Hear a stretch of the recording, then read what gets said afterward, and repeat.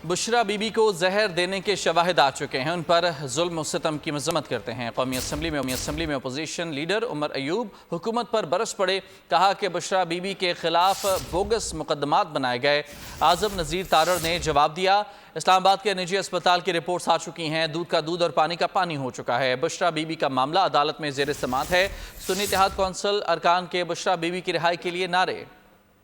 First lady Bushra Bibi के साथ जो जुल्म और सतम हो रहा है, पॉइजनिंग का केस है, स्लो पॉइजनिंग का केस है, रिजल्ट्स नहीं दिए जा रहे हैं। गवर्नमेंट हॉस्पिटल पे इन्होंने एतराज किया, अल शिफा में भेजा गया, ऑर्डर इन द दूध का हाउस, दूध पानी का पानी। अब उसके बाद क्या रह जाता है? Order in the house. जो लीगल कोर्स है वो अदालत से जाके ले। ये न कोर्ट्स पे सुनवाई हो रही है, न कहीं और हो रहा है, और वो रिजल्ट्स दबाई जा रहे हैं। स्लो पॉइजनिंग का केस दूसरे एक्सपर्ट्स क्लियरली बता रहे हैं कि उनको पॉइजन दिया गया है। ये मामला सब जुडिस है और अदालती अहकामात के तहत उन्होंने इल्ज़ामात भी आयद किए और इल्ज़ामात भी काफ़ी हद तक उन इल्ज़ामात में एग्जैजरेट किया गया।